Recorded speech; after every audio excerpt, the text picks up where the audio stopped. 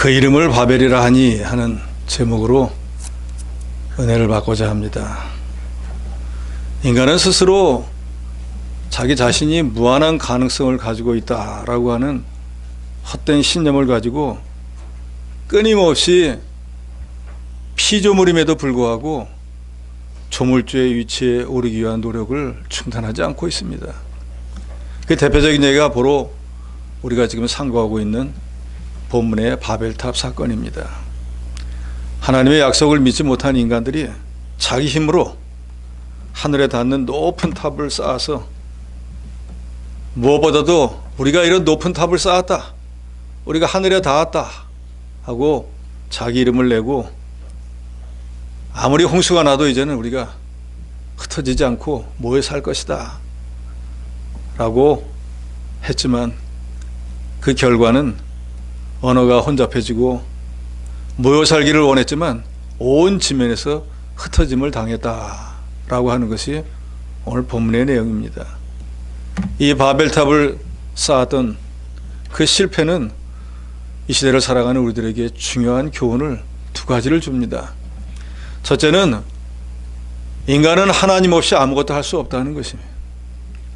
시편 127편 1절에 보면 여호와께서 집을 세우지 아니하시면 세우는 자의 수고가 헛되며 여호와께서 성을 지키지 아니하시면 파수꾼의 깨어있음이 헛되도다.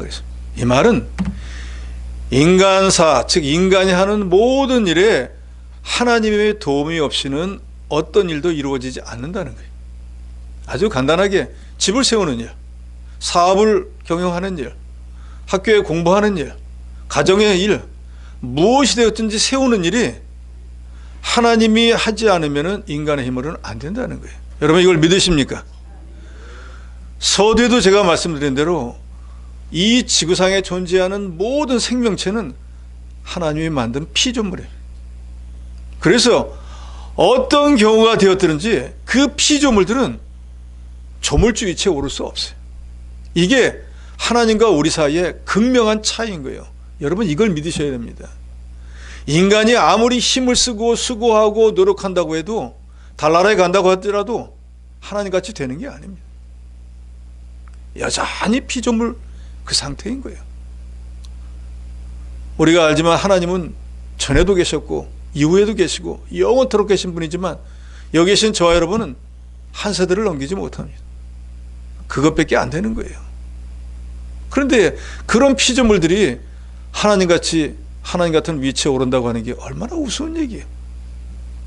여기 제가 지금 성경 말씀을 강의하는 이 강대상이 내가 목수가 될 거야 라고 하면 우리가 얼마나 웃긴다 그러겠어요. 지가 무슨 수로 목수가 되겠어요? 그렇잖아요. 목수는 이걸 만들 수 있지만 자기는 목수가 못 돼요. 세상 말로 죽었다 깨도 안 돼요. 100번 죽어도 안 돼요. 그와 같이 이 지구상에 존재하는 인간을 포함한 모든 피조물들은 아무리 수단 방법을 강구한다고 할지라도 우리를 만드신 하나님같이 될 수 없다는 것을 저 여러분이 분명히 아셔야 돼요. 그럼 우리가 어떤 존재인가를 알면은 우리가 어떻게 하나님을 섬겨야 되는지를 알게 되는 거예요. 하나님은 인간을 창조하신 후 그 인간들에게 창세기 1장에 보면 나옵니다. 복을 주시면서 이렇게 말씀합니다. 생육하고 번성하여 땅에 충만하라. 땅을 정복하라. 바다의 물고기, 하늘의 새, 땅에 움직이는 모든 생물을 다스리라. 생육하고 번성하라. 그러니까 자식을 많이 낳아서 이 땅에서 번성하고 잘 되라는 거예요. 그게 하나님이 우리에게 원하시는 거예요. 이 말은 단순히 자녀를 많이 낳아서 후손을 창대하게 만들어라 그런 뜻이 아니라 하나님의 형상을 닮은 믿음의 경건한 자녀들을 많이 낳아 번성시키라 그 말입니다. 그런데 타락한 인간들은 이 하나님의 뜻을 깨닫지 못했기 때문에 노아 시대 홍수로 멸망하기 직전에 보면 하나님을 아는 하나님의 자녀들까지도 하나님을 모르는 이 여자들과 결혼을 해서 온 세상에 다 그 사람들 판이 돼버리고 세상에 죄악이 관영했다. 관영은 가득 차버렸다 그 말이에요. 그래서 하나님이 이걸 좀 어떻게 고쳐볼까 생각을 했는데 한두 사람이라요 고치. 예를 들어서 100명이 있는데 99명이 전부 죄악에 물들고 한 명밖에는 제대로 된 사람이 없는데 그걸 어떻게 고치겠느냐 그 말이에요.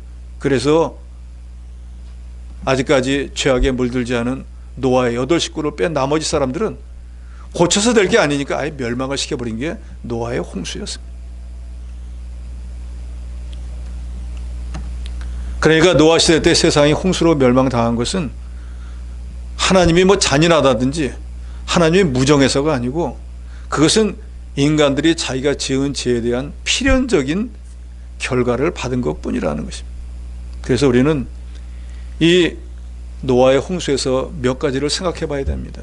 왜 그 사람들이 멸망하게 되겠을까? 하나님은 사랑이라 그러면서 왜 온 인류 코로 숨 쉬는 걸 다 죽였을까? 그렇게 무자비할 수가 있을까?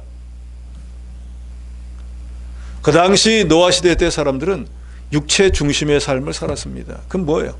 믿는 사람이 하나님을 영화롭게 하고 믿음으로 살지 않고 육신의 기쁨, 육신의 쾌락, 육신의 즐거움을 살았다 그 말입니다. 그러니까 불신자와 마찬가지였다 그 말이에요. 그래서 하나님의 아들들이 사람의 딸들의 아름다움을 보고 자기들의 좋아하는 모든 여자를 아내로 삼았다 그랬어요. 경건한 신앙의 자녀들까지도 아이고 얼굴이 잘생겨야지 마음을 어떻게 봐 하면서 얼굴만 취하였다 그 말이에요. 안목의 정욕을 가지고 혼인하는 일이 보편화되고 그러니까 결국 그 사이에서 난 사람들이 다 불신자들이 되어버리고 믿음으로 하지 않고 육체의 소욕을 따라 하나님보다 육체의 쾌락을 더 중요시한 육신의 삶을 살았기 때문에 홍수로 멸망받을 수밖에 없었습니다. 후대 로마서 8장 13절에 이런 말씀이 있잖아요. 너희가 육신대로 살면 반드시 죽을 것이다. 육신대로 살았으니까 홍수로 멸망을 당할 수밖에 없었던 것입니다. 또 사람들의 생각이 전부 악하였다 그랬습니다.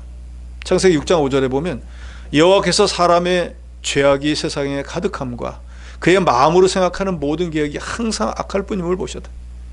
뭘 생각을 하면 선한 거는 생각을 안 하는 거예요. 눈으로 보고 귀로 들으면 무슨 죄질 게 없나 육신에 쾌락될 게 없나 이런 것만 생각을 하고 있는 거예요. 그런 이런 사람들을 고쳐가지고 어떻게 바른 세상을 만들 수 있겠어요? 하나님의 아들들이 육체로 기울어진 때부터 세상에는 죄가 급속히 퍼지게 되었고 그래서 사람들은 생각하는 거나 말하는 거나 모든 것들이 자기 중심적이고 욕심으로 행하여 결국은 행위가 부패하고 너나 할 것 없이 다 죄 짓는 자들이 되어버렸다 그 말이에요. 생각하는 것이 타락하고 부패하니까 그 겉으로 드러나는 행위도 부패해졌다 그랬습니다. 그래서 창세기 6장 12절에 보면 하나님이 보신즉 땅이 부패하였으니 이는 땅에서 모든 혈육 있는 자의 행위가 부패하였습니다. 그러니까 인간이 전부 죄덩어리가 되었고 죄만 짓는 일을 하러 돌아다니니까 세상에 존재하는 것들이 원래 하나님이 착하게 지었는데 그것들까지도 그런 사람에게 이용당하니까 다 죄덩어리가 되어버렸다 그 말이에요. 예를 들어서 이런 강대상이 하나님의 교회에서 설교의 재단으로 쓰일 때는 여러분에게 진리의 말씀을 증거하니까 이게 성물이 되는 건데 이런 것을 그런 용도에 쓰지 않고 술 마시는데 자기의 쾌락을 즐기는 데 갖다 다 써버리니까 물건이나 사람이나 전부 타락돼가지고 하나님 볼 때는 뭐 하나 남겨놓을 만한 게 없더라 그 말이에요. 그래서 코로 숨 쉬는 것은 말할 것도 없고 땅에 존재하는 모든 것들을 하나님이 다 홍수로 쓸어서 멸해버렸다 그 말입니다.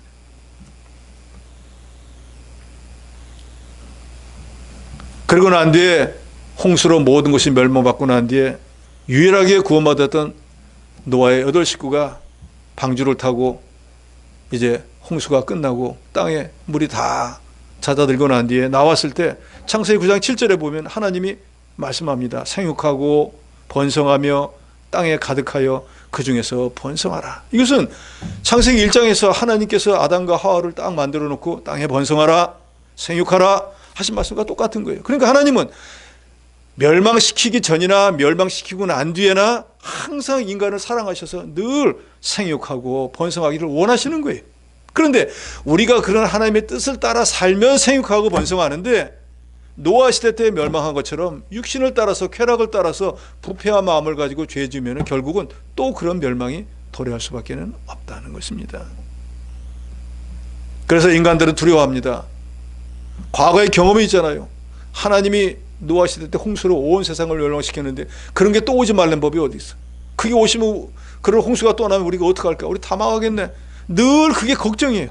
그러니까 하나님은 그런 불안 걱정을 해소해 주기 위해서 창세기 9장 14절 15절에 보면은 내가 구름으로 땅을 덮을 때 무지개가 구름 속에 나타나면 내가 너희와 및 육체를 가진 모든 생물 사이에 내 언약을 기억하리니 다시는 물이 모든 육체를 멸하는 홍수가 되지 아니할지라. 그러니까 하나님이 앞으로는 홍수로는 너희들을 멸하지 않을 거니까 염려하지 마라.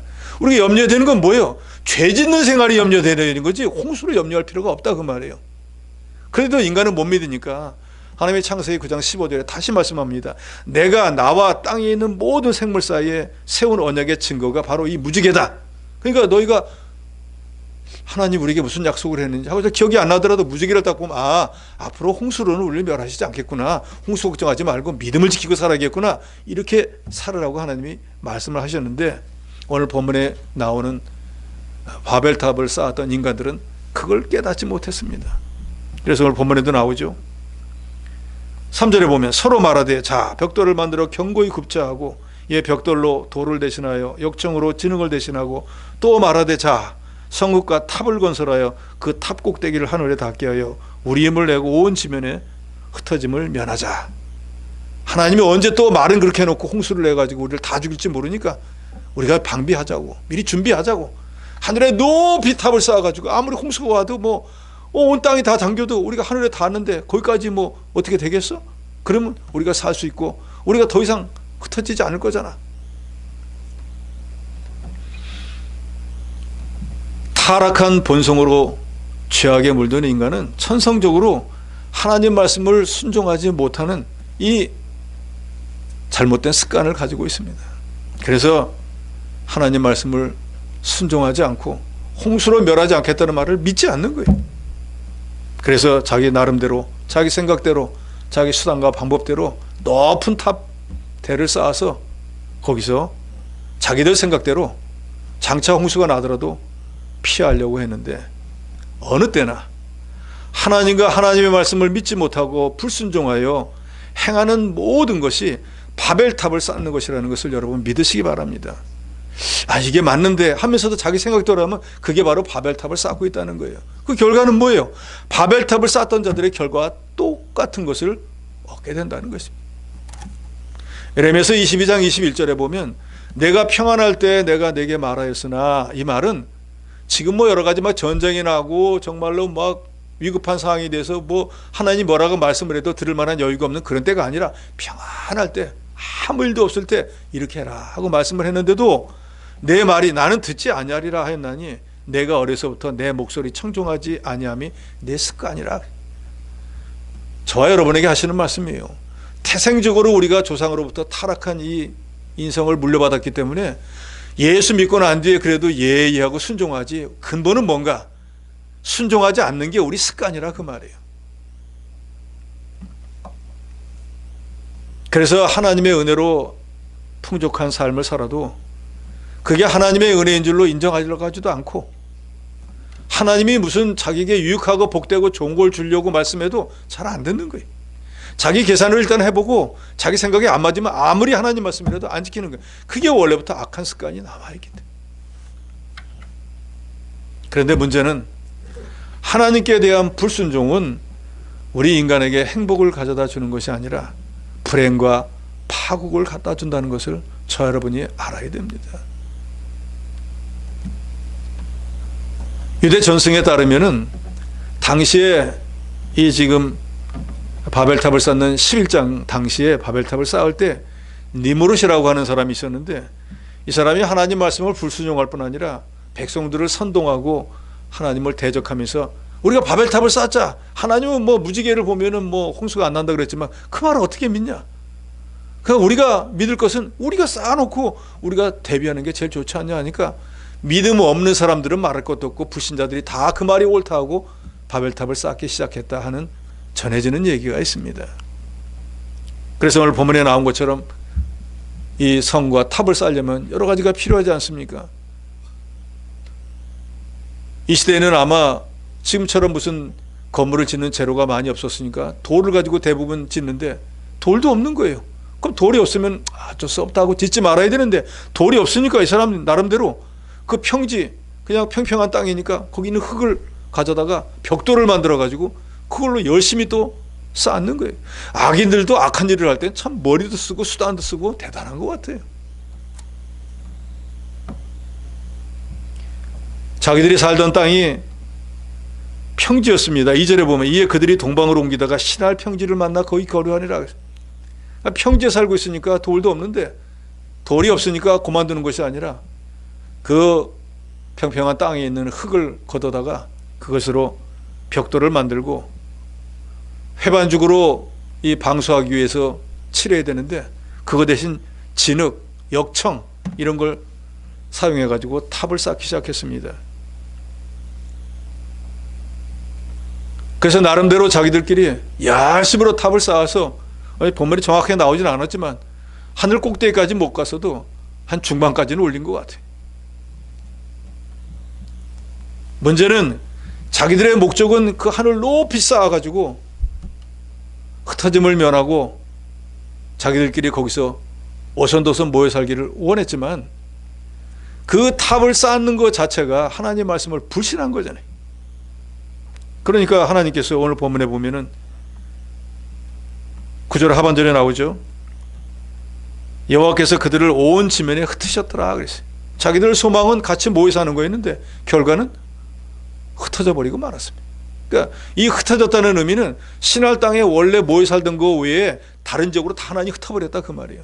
그래 결국 가만히나 있으면 중간이 나갈 텐데, 자기 힘으로 될 수 없는 걸 할 수 있다고 큰소리 치면서 하나님 말씀을 어기고 한 그 결과는 자기가 살던 땅에도 살지 못하고 온 지면에 흩어짐을 당하고 말았다는 거예요.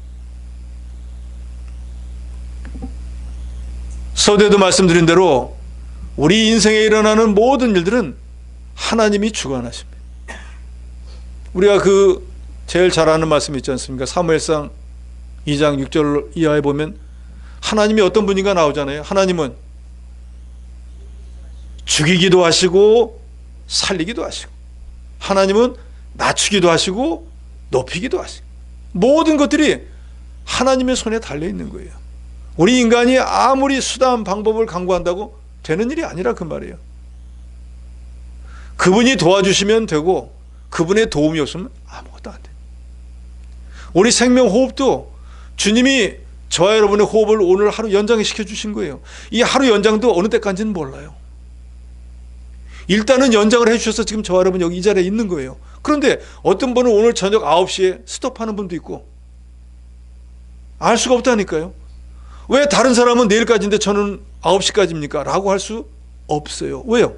그 하나님의 절대 주권으로 정해놓은 거예요. 이게 우리 피조물들의 세상 불신자들이 말하는 운명인 거예요. 하나님의 예정이라 그 말이에요. 그래서 우리는 하나님이 이 코로 숨쉬는 이거를 열어놓으면 살고, 이걸 막으면 그냥 즉시 이 세상을 떠나는 거예요. 무슨 하소연을 어디 가서 할 데가 없습니다. 그러니까 우리가 대단한 존재처럼 보이지만 사실은 아무것도 아닌 거예요. 그래서 욥기서에는 이런 말씀을 하잖아요. 우리 인간이 얼마나 연약한지 하루살이에도 눌려 죽을 존재라는 거예요. 우리가 하루살이 아주 우습게 알잖아요. 그런데 우리는 바로 그런 존재라는 거예요. 동물의 세계인가에서 보니까 사자가 백수의 왕이라고 하지 않습니까? 그런데 하루살이 같은 게 귀 속에 들어가면 죽는다는 거예요. 사자가 자기가 손으로 뭐 귀를 파갔어요. 어떻게 했어요? 아무리 큰 것들도 미약한 것에게도 꼼짝 못하는 순간이 도래하는 거예요. 하나님이 세워주시면은 세우는 거고, 하나님이 막으시면은 인간은 아무것도 못해요. 오늘 본문의 9절에 하나님께서 중단시켜버렸지 않습니까? 그러니까 그렇게 열심으로 대를 쌓았던 모든 일이 순식간에 중단돼 버리고, 거기 쌓여서 그 탑을 쌓기 위해서 모였던 사람을 하나님이 다 흩어버렸는데, 난 여기 안 갈 거야, 난 안 흩어질 거야, 한 사람도 없어요. 하나님이 흩어지는 대로 다 흩어져 버리는 거예요. 쌓지 못하게 중단하면 그냥 중단돼 버리는 거예요. 우리가 이걸 알아야 됩니다. 아무리 내 힘과 내 능력과 내 수단 방법으로 뭘 하려고 한다고 할지라도 그것이 하나님이 허락한 것이 아닐 때는 아무것도 되지 않는 거예요. 하나님 없이는 아무것도 할 수 없다는 거 여러분 분명히 믿으시기 바랍니다. 두 번째는 인본주의로 행한 것은 반드시 실패한다는 거예요. 4절에 이 사람들이 왜 높은 탑을 쌓으려고 했는가?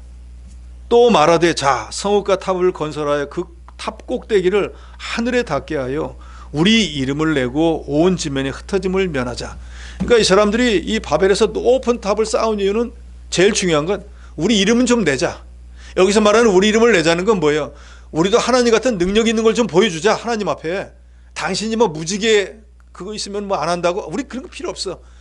당신이 무지개 얘기할 필요 없이 우리가 당신이 살고 있는데 여기 하늘에 닿는다는 건 천국에까지 쌓자 그 말이에요. 하나님 있는 곳까지 우리가 탑을 쌓아서 당신 있는 데까지 가서 우리도 당신과 똑같은 사람이야. 우리도 능력이 있어. 그러니까 당신이 뭐 무지개를 가지고 뭐 홍수를 안 낸다 그런 거 필요 없어. 우린 우리 힘으로 홍수가 나더라도 거기 피할 수 있는 방법을 강구할 거야. 왜? 우리도 당신과 같은 능력이 있으니까 이 말이에요. 그래서 제가 서두에 말씀드린 대로 우리 인간은 피조물이기 때문에 아무리 대를 쌓고 높이 올라간다고 할지라도 하나님같이 될 수 있다 없다? 없다 그 말이에요. 그러니까 이걸 깨달지 못한 이 인간들이 무지하다 그 말. 안 되는 일을 경영하니까요. 이런 안 되는 일을 경영할 때 거기 좀 그래도 깨인 사람이 있으면은 그건 불가한 일이야 하고 말려야 되는데 여기 성경에 보면은 다 같이 일심동체로 악한 일을 할 때는 어찌 그리 협력이 잘 되는지.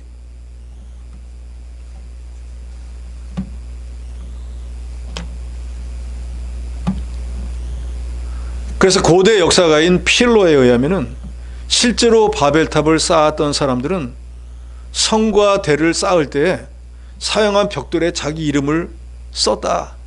확실히 확인한 건 아니지만 그런 말이 있어요. 그러니까 벽돌 한 장 했다 보면 이거 내가 한 거야. 내가 하늘에 닿는 탑 쌓을 때 나도 한몫했다고 자기 이름을 다 썼다는 거예요. 그럴싸하잖아요. 그게 바로 자기 이름을 냈다 그 말이에요.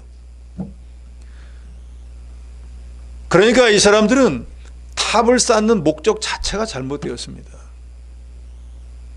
하나님의 약속을 믿지 못했고 그 다음에 자기 이름을 내려고 하나님같이 되려고 했다 그 말입니다. 그러니 이게 가능한 일이겠습니까? 이런 교만이 바로 인본주의라는 거예요. 우리가 흔히 인본주의, 신본주의라고 하는 말을 많이 쓰는데 여러분들은 인본주의 개념을 똑바로 아셔야 됩니다. 인본주의는 하나님의 뜻을 생각하지 않고 자기 유익을 위해서 인간이 주체가 되어서 하나님과 상관없이 내가 최고인 거예요. 나를 위해서 사람의 생각과 수단, 방법을 따라가는 게 그게 인본주의인 거예요. 그러니까 이 인본주의는 세상 불신자들이 다 인본주의로 살고 있는 거예요. 자기만 잘 되면 되니까요. 문제는 저와 여러분처럼 그리스도의 보혈로 구원받은 성도들도 그런 삶을 사는 게 문제라 그 말이에요. 이제 우리는 제가 여러분에게 거듭거듭 말씀드리지만 우리는 주인이 바뀌었어요. 내가 주인이 아니에요. 인본주의는 자기가 주인이기 때문에 자기를 영화롭게 하는 거지만 우리는 우리를 구원하신 우리 주 예수 그리스도가 주인 하나님이시기 때문에 그분을 영화롭게 하는 거예요. 그분의 종이 되어서 그분의 명령대로 사는 그런 존재가 돼요.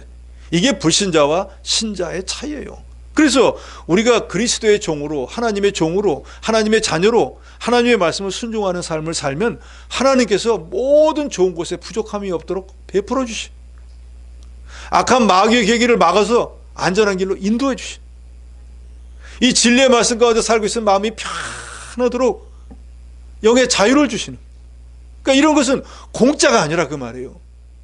내 주인이 하나님인 것을 인정하고 그 주님의 명령을 순종하고 그 주님의 말씀 안에 살 때 육신과 영혼의 모든 필요한 것도 공급해 주시고 대적은 막아주시고 영의 자유함을 누리고 살게 해주시는 거라 그 말이에요. 그런데 인본주의로 사는 사람은 뭐예요? 그거와 상관이 없다 그 말이에요. 나는 믿고 싶은 것만 믿을 거야. 나는 내게 유익이 있는 것만 하나님 말씀도 순종할 거야. 이런 사람이 인본주의라 그 말이에요. 그러니까 그 사람들의 결과는 뭔가? 자기를 위해 바벨탑을 쌓는 것과 같으니까 바벨탑을 쌓은 결과는 뭐예요? 혼돈과 흩어짐이에요.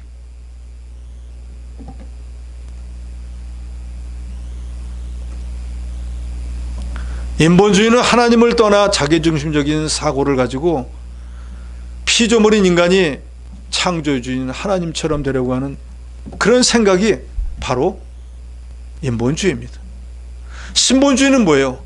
나의 주인은 하나님이십니다. 저는 주님의 종입니다. 주의 말씀이면 저는 생명도 주께 드립니다. 이게 신본주의인 거예요. 인본주의는요, 내 생명은 내 거야. 모든 세상은 나를 중심으로 되는 거야. 나는 나의 유익을 위해서 사는 거야. 이게 인본주의인 거예요. 그러니까 인본주의와 신본주의는 전혀 달라요. 삶의 목표가 다르다 그 말이에요. 여러분 이걸 믿으시기 바랍니다. 여러분들은 지금 신본주의의 삶을 살고 있는 분들이에요.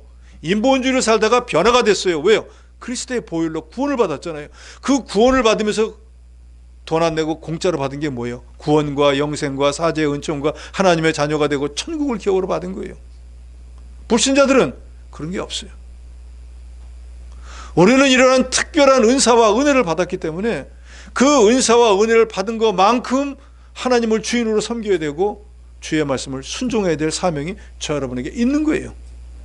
그런 삶을 살 때 그게 바로 우리가 신본주의의 삶인 거예요. 내 생각이 있죠. 내 고집도 있죠. 내 주장도 있습니다. 내 수단 방법도 있지만 하나님께서 이렇게 하라 할 때는 그 모든 것을 뒤로 하고 주의 말씀을 따라가는 거예요. 그게 신본주의인 거예요. 그런데 인본주의는 뭐예요? 아무리 내가 예수 믿어도 그건 못합니다. 이렇게 해야 되겠습니다. 그게 인본주의라 그 말이에요. 그러니까 인본주의는 하나님과 하나님의 말씀을 인간의 사정에 맡겨서 변경시키는 교만인 거예요. 그래서 잠언 11장 2절에 보면 교만이 오면 욕도 오거니와 겸손한 자에게는 지혜가 있다 그러지 않습니까?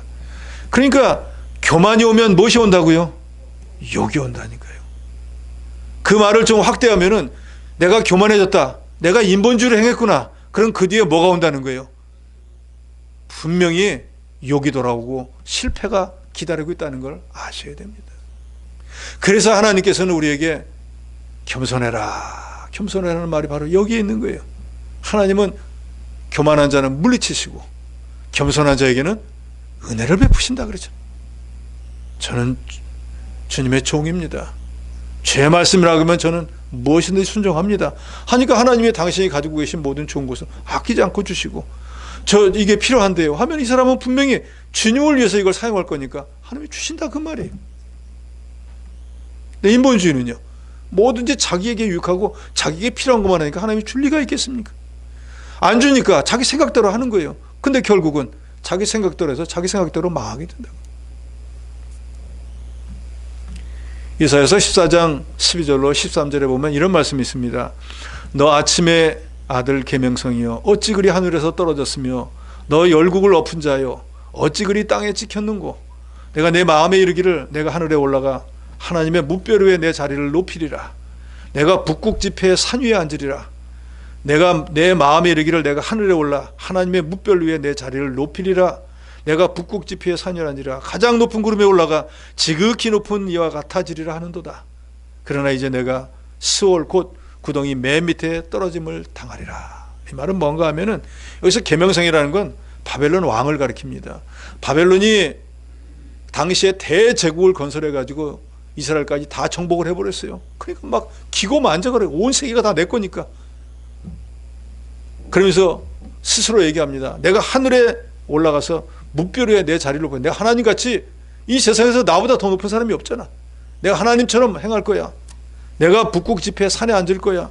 가장 높은 구름에 올라가서 지극히 높은 하나님처럼 될 거야 하고 교만했는데 마지막 절에 내가 곧 스올 구덩이 맨 밑에 떨어짐을 당할 것이라 한 하나님의 말씀대로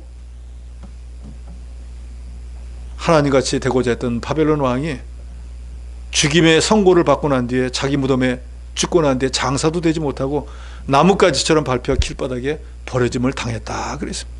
그러니까 자기 주제가 뭔지를 모르고 자기가 하나님같이 되려고 하는 사람은 결국 그 훌륭한 왕이 대제국을 건설한 왕이 왕실 무덤에도 못 묻히고 길바닥에 나뭇잎처럼 사람들에게 밟히는 부끄러움을 당하게 되었다라는 거예요. 사무엘상 15장 12절에 보면 사무엘이 사울을 만나려고 아침에 일찍 일어났더니 어떤 사람이 사무엘에게 말하 이르되 사울이 갈멜리로 자기를 위하여 기념비를 세우고 발길을 돌려 길갈로 내려갔다 하는지라. 블레셋과 전쟁하는데 하나님이 도와주셔가지고 전쟁에 승리했는데 하나님은 상관없고 내가 내 병사들을 잘 거느리고 내가 용맹하게 싸워가지고 이번에 전쟁에 승리한 거야 하고 승전비 딱 세우고 사울이 승리했음 하고 가버렸다 그 말이에요. 그러니까 하나님께서 그 사람을 버려버리잖아요.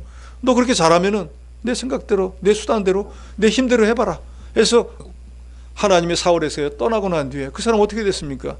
여러분 잘 아시잖아요. 정신병 같은 게 들어가지고 막 악기가 머리에 들어갔고 누가 와가지고 하프를 켜주지 않으면 머리가 어지러워서 살 수가 없는 사람. 블레셋은 날마다 쳐들어와가지고 괴롭히고 그 와중에도 또 깨닫지 못하고 자기 사위가 되는 다윗은 죽이려고 날마다 군대 동원해서 그거나 쫓아다니고 한 2, 3년 하나님 말씀대로 살고 나머지 37, 8년은 그런 고통의 삶을 살다가 결국은 세 아들을 먼저 앞세워 죽고 자기도 스스로 칼 위에서 자살한 사람이 사울이지 않습니까? 인본주의의 끝을 보여주는 거예요. 왜 저와 여러분들이 바벨탑을 쌓았던 사람처럼 인본주의를 살아지 말아야 되는 이유가 바로 여기에 있다 그 말이에요. 이름은 번듯하게 왕인지 모르지만 38년 동안 그런 고난 속에 살면 차라리 왕 안 하는 게 낫잖아요. 그렇지 않습니까? 그냥 평민의 삶을 살았다 그러면 자기 아들들이 다 죽지 않았을 거 아니에요. 왕하고 자기도 죽고 자식도 다 죽는다 그러면 왕이 무슨 의미가 있겠어요? 인본주의의 끝은 항상 이렇다는 거예요. 자기 이름을 위해서 자기 인생을 소비하는 것이 바벨탑을 쌓는 것이고 그게 바로 인본주의고 그 끝은 항상 이와 같습니다. 이 사람들이 한창 탑을 쌓아 나가고 있는데 하나님이 보니까 가만 놔두면 그래도 참 어지간히 할 것 같은 거예요. 그래서 6절에 말합니다. 이 무리가 한 족속이요 언어도 하나이므로 이같이 시작하였으니 이후로는 그 하고자 하는 일을 막을 수 없도다. 자, 우리가 내려가 거기서 그들의 언어를 혼잡하게 하여 그들이 서로 알아듣지 못하게 하자 하시고 여호와께서 거기서 그들을 온 지면에 흩으셨으므로 그들이 그 도시 건설하기를 그쳤더라. 사람이 얼마 되는지는 모르겠지만 하여튼 거기 몇만 명 모였다고 칩시다. 그 몇만 명이 말이 하나인 거예요. 그러니까 예를 들어서 지금 한국 사람처럼 다 한국 사람만 모이는 거예요. 그러니까 벽돌 가져와 하면 착착 알아듣는 거예요. 물 갖고 와, 물 갖고 오고. 그런데 가만 놔두니까 이거 협동이 너무 잘 돼서 안 되겠는 거예요. 그래서 하나님이 그 사람 모이는데 예를 들어 이스라엘 사람 같으면 12지파잖아요. 또 이 노아의 식구들로부터 후손들이 퍼졌으니까 그 자녀들마다 각각 다른 사람들이니까 그 다른 사람들마다 하나님이 언어를 다 틀리게 만들어 버렸어요. 그러니까 예를 들어서 어떤 사람은 영어를 쓰고 어떤 사람은 불어를 쓰고 어떤 사람은 한국어를 쓰는 거예요. 어저께까지 열심으로 똑같은 말이 들려가지고 물 갖고 와, 물 갖고 왔는데 오늘 갑자기 물 갖고 와니까 저 사람이 이상한 말을 하네. 못 알아듣는 거예요. 그 사람이 또 어저께 자기가 같은 말이었는데 자기한테 뭐라고 하는데 전혀 다른 말을 하는 거예요. 서로. 그러니까 통역이 안 되니까 이게 무슨 소리야. 뭘 불을 가져오라는 거야. 물을 가져오라는 거야. 뭘 어쩌라는 거야. 알아듣지 못하는 서로 우왕좌왕하다가 아무것도 안 되겠다 하고 하나님이 그 사람들을 흩어버려서 지금 이 시대까지도 전 세계는 언어가 몇 배까지가 된다 그러잖아요. 이렇게 되어진 이유가 바로 이때요라 그 말입니다. 이 사람들이 성을 쌓았던 탑을 쌓았던 목적은 뭡니까? 한 군데에 모여서 흩어짐을 면하고 우리도 하나님같이 능력이 있어. 이걸 하나님한테 좀 보여주고 싶었거든요. 근데 결과는 정반대였습니다. 갑자기 언어가 혼잡해져 가지고 지금 이 시대에 만약에 아담 시대로부터 지금 전 세계 사는 사람이 다 똑같고 나라만 틀리다 그러면 얼마나 좋겠어요. 일본을 가든 미국을 가든 영어 배울 필요 없잖아요. 우리말로 다 되니까 얼마나 좋은. 그런데 미국 가면은 미국말 해야지, 중국 가면 중국말 해야지, 소련 가면 소련말 해야지. 이건 어디 갈 수가 없는 거예요. 결국 인본주의로 자기 편하게 자기 유익을 하려고 했지만 결국 손해는 자기들에게 다 돌아버리고 말았습니다. 후손들에게 막대한 손해를 끼쳤어요. 우리 인류의 조상이었던 아담, 하와는 어떻습니까? 하나님이 따먹지 말라고 한 그 과실을 먹으면 죽는다고 하는데도 하나님같이 될 수 있다는, 여기 바벨탑을 쌓으면 우리도 하나님처럼 이름을 내보자 하는 그 마음은 똑같은 거예요. 그걸 먹고 난 뒤에 어떤 일이 생겼습니까? 여자들은 잉태하는 고통, 남자들은 죽을 때까지 이마에 땀이 흘도록 일해야 되잖아요. 거기에 더 무시무시한 일은 뭐예요? 사망이 모든 인간에게 들어왔다는 거예요. 우리 인류의 조상이 만약에 그런 인본주의를 행하지 않았다고 하면, 말씀대로 순종하는 삶을 살았다고 하면 우리도 천년만년 평안한 삶을 살 건데, 그분들이 그걸 물려주는 바람에 지금 이렇게 돼버렸지 않습니까? 그런데 이 바벨탑을 쌓았던 사람들은 또 하나님 말씀을 어기고 인본주의를 행했더니 언어까지 혼잡해져가지고 이 지구상에 존재하는 모든 존재들이 똑같은 말을 쓰지 않고 전혀 다른 말들을 쓰게 되어서 지금 우리가 사는 것은 얼마나 불편한 것이 많습니까? 하나님이 허락하지 않은 일은 인간이 자기 힘과 능력으로 성취하려고 하는 그 모든 것들이 바로 인본주의 바벨탑을 쌓는 것이라는 거, 여러분 믿으시기 바랍니다. 인간이 아무리 치밀한 계획, 노력을 기울여도 하나님이 허락지 않으면 돌 하나도 올려놓지 못합니다. 내 인생은 나의 것, 아무리 외쳐도 내 인생은 나의 것이 아니고 내 인생은 나를 창조하시고 나의 주인 되시는 하나님의 손에 달려있거든요. 그러니까 하나님이 간섭하시니까 바벨탑을 쌓던 모든 일들이 물거품이 되고 말았습니다. 오늘날도 무엇이든지 나로 하여금 하나님을 제일로 섬기지 못하도록 막는 게 있으면 그게 바로 바벨탑인 줄로 아시기 바랍니다. 바벨이라고 하는 뜻이 뭡니까? 여러 가지 뜻을 갖는데 하나님의 성문이다, 또 혼란, 혼잡, 뒤섞임, 이런 말인데 제일 보편적으로는 혼잡, 혼돈입니다. 그러니까 바벨탑을 쌓으면 그 사람의 결과는 뭔가? 혼돈이 온다, 그 말이에요. 정상적이 되지 못하는 거예요. 그리고 땅에서 흩어짐을 당하는 것처럼 가지고 있는 모든 것까지 다 빼앗기는 불쌍한 자가 돼버리고 만다. 즉 인본주의는 반드시 실패해야 한다는 거예요. 그러니까 이 바벨탑을 쌓은 그 시대의 사람들이 하나님의 뜻을 깨닫지 못하고 홍수로 멸하지 않겠다고 하면 믿습니다 하고 자기 맡은 일만 열심히 했으면 될 것인데, 굳이 하나님의 명령을 어기고 말씀을 어기고 자기 이름을 내보고 인본주의를 행하려고 했다가 얻은 것보다는, 득보다는 실이 훨씬 많게 돼버렸어요. 이 시대에 우리에게 뭘 말씀하고 있습니까? 이 시대도 그 시대와 방불해요. 우리가 예수 믿고 구원 얻고 하나님의 자녀가 되었다고 껍데기만 하나님의 자녀인 거예요. 실제로 예수 믿는다고 하면서 하나님 말씀을 불순종하는 사람들이 얼마나 많습니까? 하나님 말씀을 안 믿는 사람들이 얼마나 많아요. 또 예수를 위해서 산다고 하면서 여러분에게 질문하면 다 대답하죠. 사람의 제일 되는 목적이 무엇입니까? 무엇입니까? 하나님을 영화롭게 하고 그것을 영원토록 즐거워하는 것이다. 다 아세요. 주력생까지도 다 합니다. 그런데 저도 마찬가지, 여러분도 마찬가지. 삶은 어떻습니까? 뭔가 내 유익이 침해받으면 하나님은 뒷전이, 내가 먼저예요. 그건 불신자와 똑같은 거예요. 그게 인본주의인 거예요. 그게 바로 바벨탑을 쌓는 거예요. 그러면서도 내가 바벨탑을 쌓았으면 내 결과가 무엇이 올지를 알아야 되는데, 내가 그 일을 해놓고 난 뒤에 하나님의 징계나 하나님이 내게 어떤 손해를 주면은 왜 내가 예수 믿는데 이런 일이 일어납니까 하고 하나님을 또 원망하는 거예요. 제가 왜 서두에 길게 홍수 전에 멸망할 수밖에 없는 이유를 말씀드렸습니까? 그건 하나님에게 잘못이 있는 게 아니고 멸망당한 인간들에게 잘못이 있다는 걸 제가 말씀드린 거예요. 그러니까 어느 시대든지 우리가 하나님의 징계를 받고 시험을 당하면은 하나님이 까닭 없이 저와 여러분을 징계하고 시험을 주는 것이 아니고 분명히 내가 그런 시험과 징계를 받을 만한 일을 했기 때문에 내게 그게 임한다는 걸 알아야 된다는 거예요. 그러니까 바벨탑을 쌓은 사람들처럼 홍수가 날 걸 두려워할 것이 아니고 그 홍수가 나도록 할 수밖에 없는 내 죄를 두려워해야 된다, 그 말입니다. 그러니까 이 시대에도 저와 여러분이 분명히 교훈을 받아야 하는 것은 하나님의 말씀을 어기는 것이, 믿음으로 행하지 않는 모든 것이 죄입니다. 그러면 그게 바벨탑을 쌓은 것 같으니까 분명히 바벨탑을 쌓았던 사람들의 결과를 받을 수밖에 없는 거예요. 또 무언가 예수를 구주로 믿고 났다고 하면 이제는 우리가 먹든지 마시든지 무엇이든 한 영광을 위해서 삶을 살아야지, 신본주의의 삶을 살아야지, 그건 그거고 나는 여전히 내 생각대로 인본주의로 살겠다고 하면은 사는 것처럼 보이지만 결국 심은 대로 또다시 거두게 되어진다는 것을 저 여러분이 분명히 아시고, 하나님 없이 인간은 아무것도 할 수 없고 인본주의를 향한 것은 반드시 실패한다는 것을 기억하셔서 올 한 해 동안은 하나님 말씀을 잘 순종하고 신본주의의 삶을 살아서 하나님이 주시는 신령한 모든 복을 받아들인 여러분이 되시기를 주의 이름으로 축원합니다.